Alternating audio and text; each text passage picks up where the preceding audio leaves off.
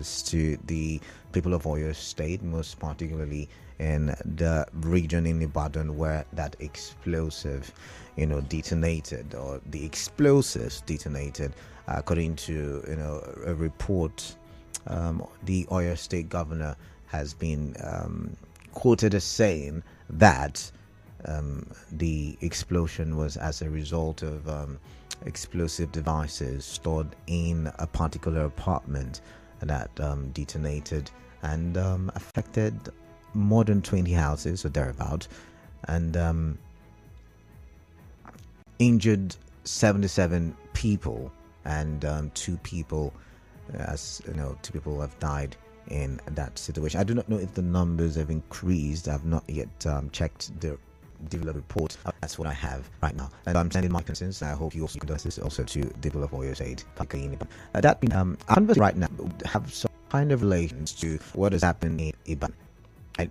Yesterday we saw the report trending. It was everywhere on all news platforms, and decided, as a matter of fact, Shell has reached an agreement to sell its onshore assets or business, let me put it that way, business to a consortium of 5 indigenous companies.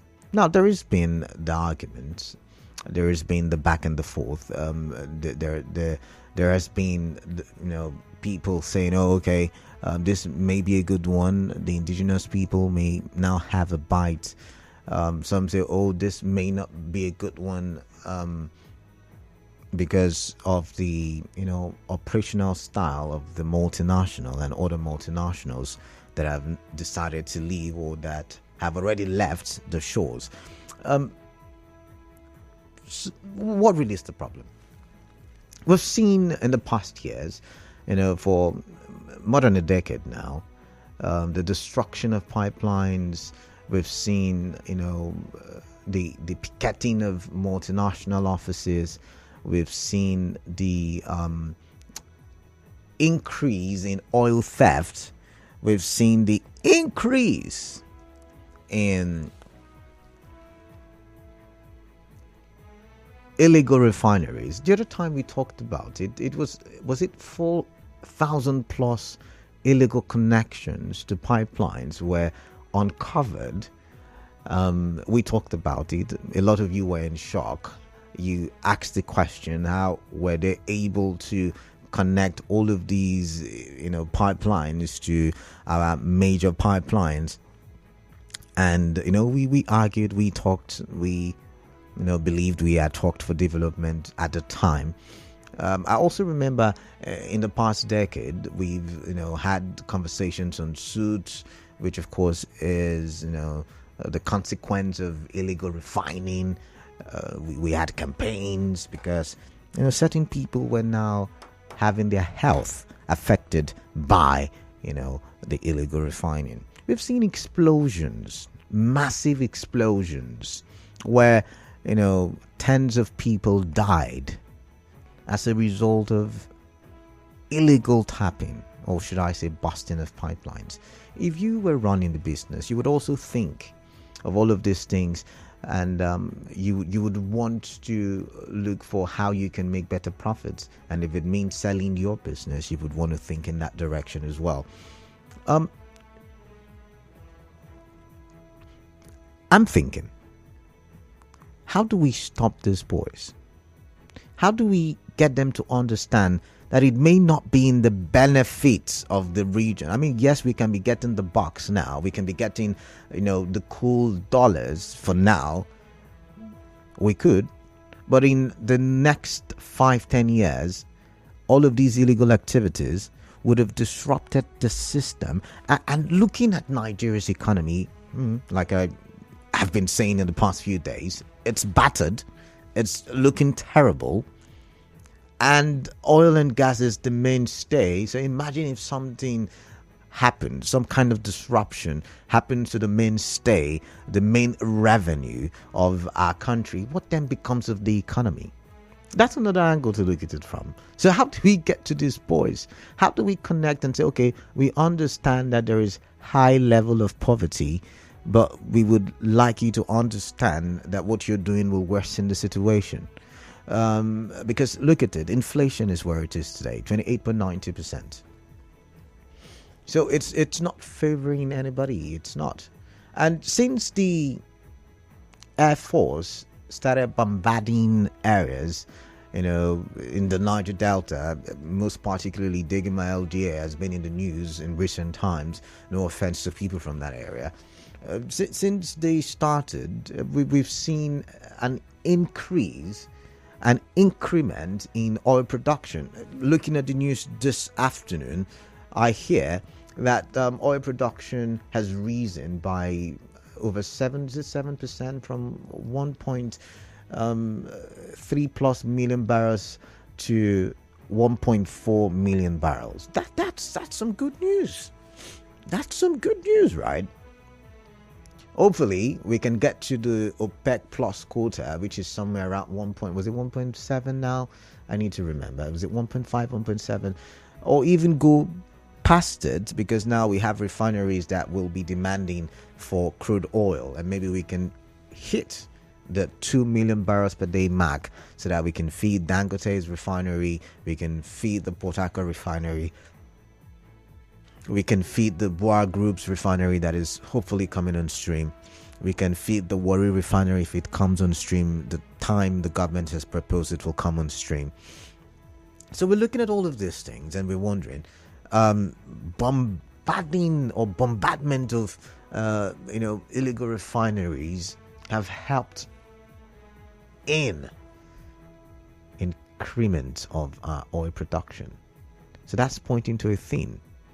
How do we make these guys understand that yes, it's our oil, yes, we understand the marginalization, yes, we understand that we put in a large amount of revenue for the country, or we contribute a large amount of revenue for the country, a large chunk, and we get little out of it. We understand all of those arguments. Maybe there are better ways to argue all of those things, but the insecurity, the busting of the pipelines may be detrimental in the long run to the region.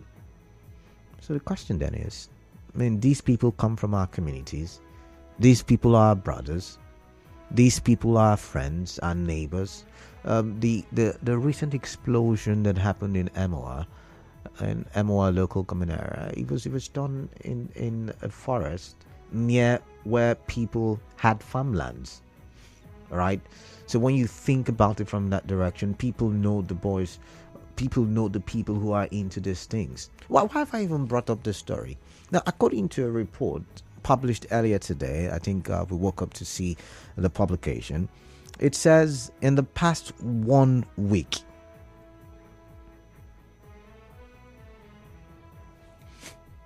in the past 1 week, 83 illegal refineries were uncovered in the Niger Delta in the past 1 week, 7 days. Just in case we forget how many days make up a week. In the past 7 days, 83. Someone told me sometime towards the end of last year that we're celebrating the Air Force, and their airstrike on illegal refineries in the Niger Delta, but really they are not winning because these boys are only relocating. They're going to other places to set up new camps. The first question then is, who are the people sponsoring the new camps? Because setting up an illegal refinery is not a poor man's business. Who are these people? Can we reach them and ask them to what end? Because it's not even in the interest of any one of us. If the oil economy dwindles, the Niger Delta may likely not become the baby of the country anymore.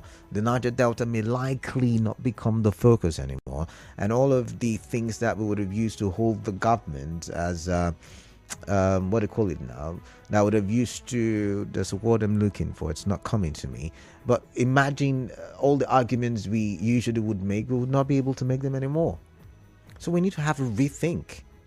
And as Niger Deltans, I've been told not to say this, but I want, for clarity purposes, say it, that whether you are from the Niger Delta or whether you do business in the Niger Delta, you are in Niger Delta, and the region belongs to you. Because if you say, "Oh, I'm not from here, I'm just doing business," how will your business be profitable if the people who are from here do not have enough money or do not have a favorable living condition to be able to purchase whatever it is that you're selling or producing? So we need to look at it from all of these directions and have a conversation, a kind of discourse for the development of the region. I've got the commercial break coming up in 3 minutes time, but really 83 illegal refineries uncovered in the last 1 week.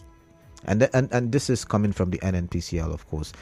They are the ones who have given us this information. The other time we talked about illegal refining, we said over 4,000 illegal connections to pipelines. Was it last week? Was it this week?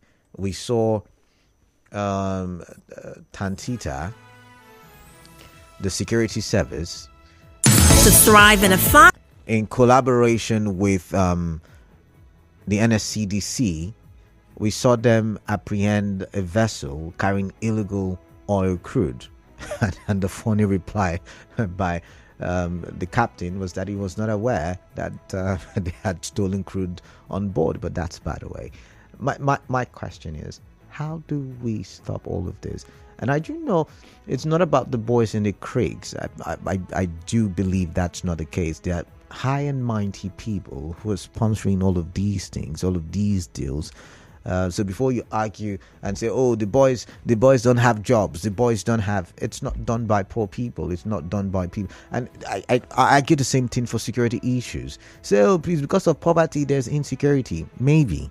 But the people who carry guns, where are they getting their guns from? Because guns are expensive. Just do a quick Googling of how much an AK-47 costs, and then you'll be surprised, you'll be shocked. Anyways, let's go to the phone lines. No, I don't have enough time, but you can store the number so that when I do come back from the break, you can call in 0817-923-0002 and 0817-923-0003. For WhatsApp, you can begin dropping your WhatsApp messages 0809-030-6416. We're live on Facebook, Nigerian for PH. We're live on YouTube, Nigerian for PH, and we're active on X, Nigerian for PH. All right, keep those contributions coming in. I like to see and hear what is on your mind. All right, I'll be right back.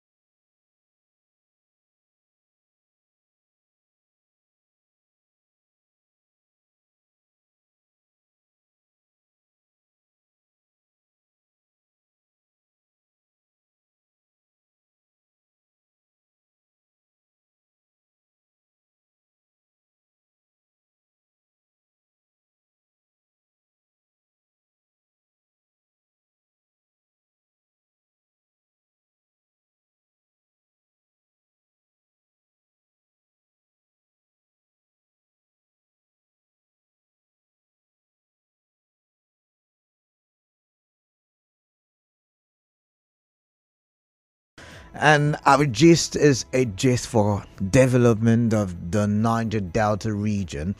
And it's a conversation we've been having over the years. Yeah, a recurring conversation. However, still very pertinent a conversation. And I'm hoping that you are ready to jump on it. It's time for me to go to the phone lines. But for those of you just joining, we are looking at the Niger Delta region and how illegal refining and the illegal activities characterized in the oil and gas sector is affecting not just the Niger Delta but Nigeria at large. I just not long ago told listeners about the improvement in oil production from 1.3 plus million barrels per day to 1.4 million barrels per day. And I do think it's as a result of the airstrikes against illegal refining in the region.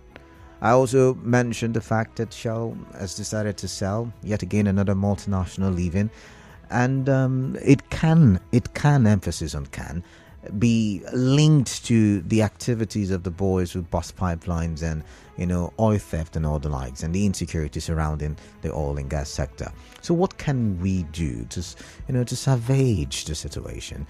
What can we do to ensure that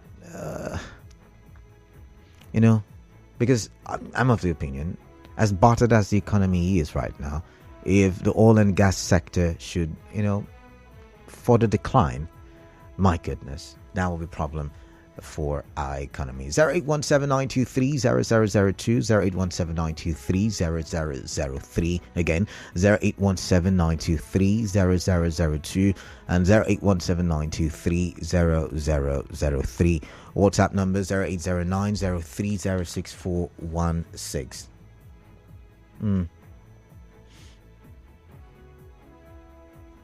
All right, let's see. This one says, I can understand all this, that billions of naira is spent monthly for pipeline surveillance. Where are these illegal refineries coming from? Who are responsible? Those arrested, where are they being tried? What is stopping the modular refinery proposed by Dumna Fine Face, Dumwine with that one? I've got Ezekiel. Ezekiel is calling from Ubumini. Thank you very much. What is on your mind? Please tell me.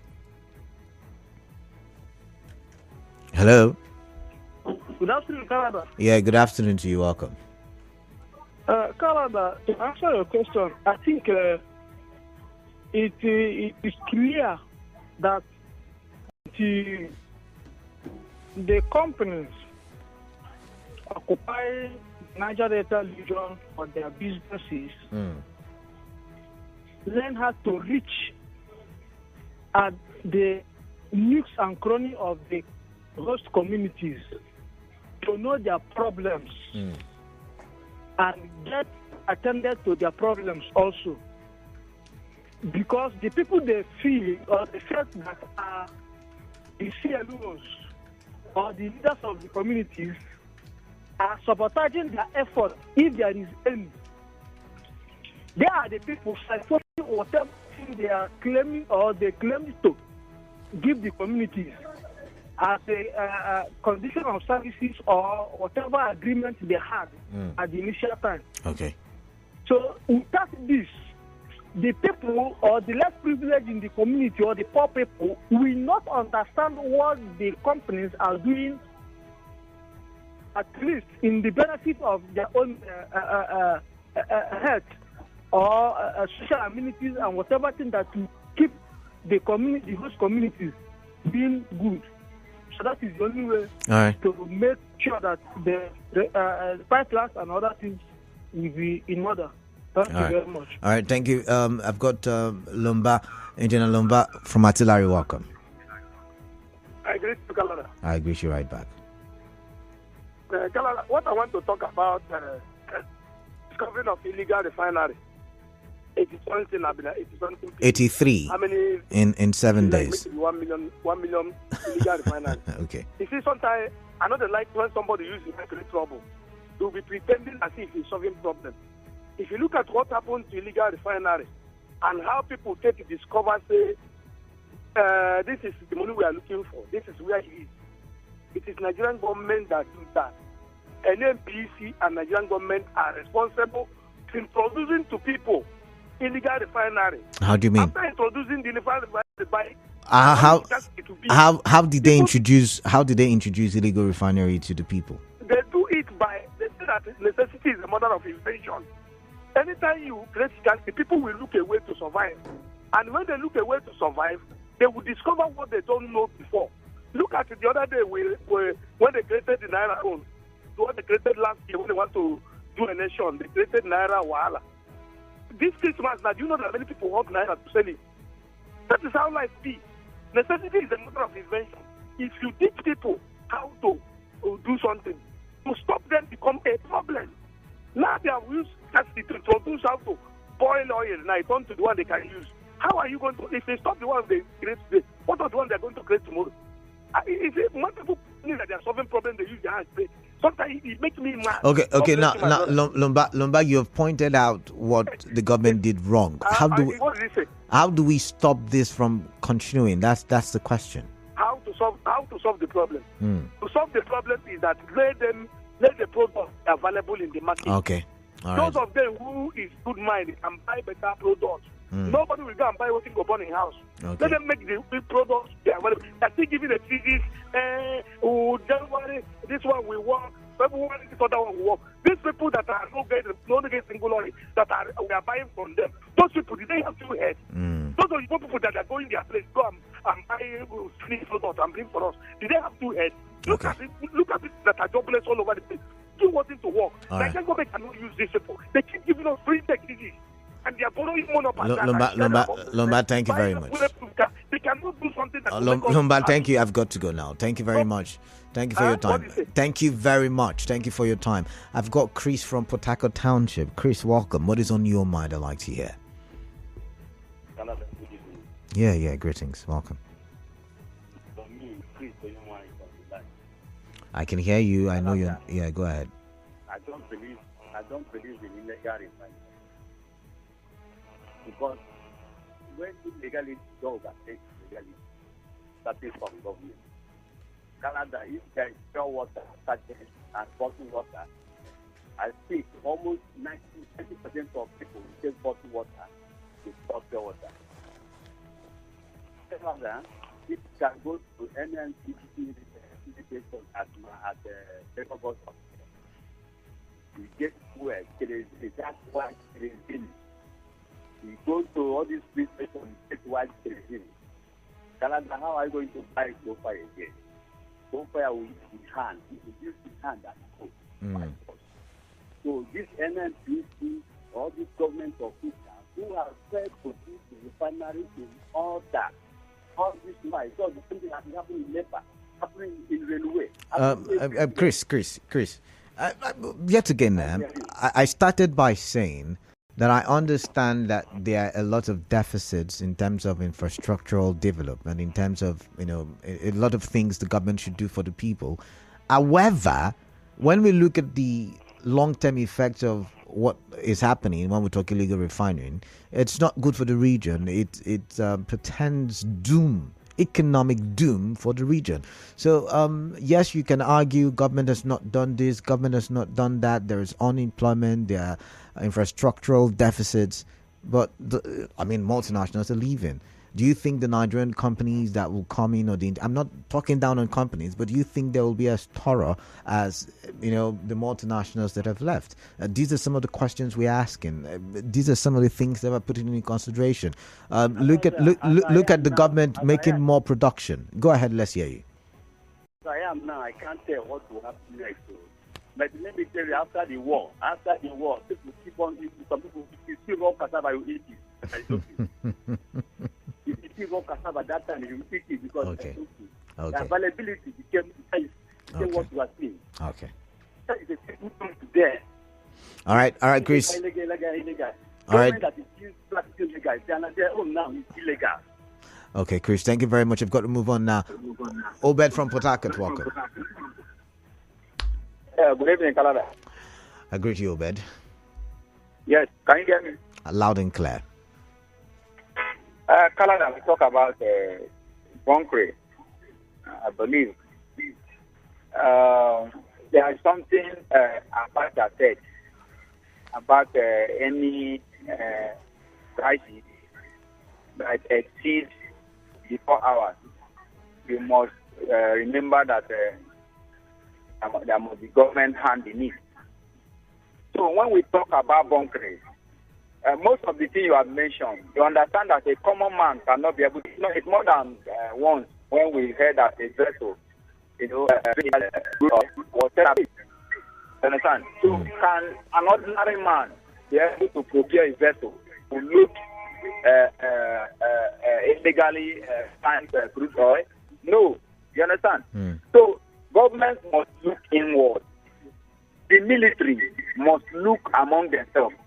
People, what they call them, NSCDS, or what they call them. Yes. Yes. They must look inward. You understand? Look, I was with one of the officers of this NSCDS at the time. That was when the former governor was fighting this illegally refined crude oil. The statement she made tells me clearly that most of them, their hands are in this thing. You understand?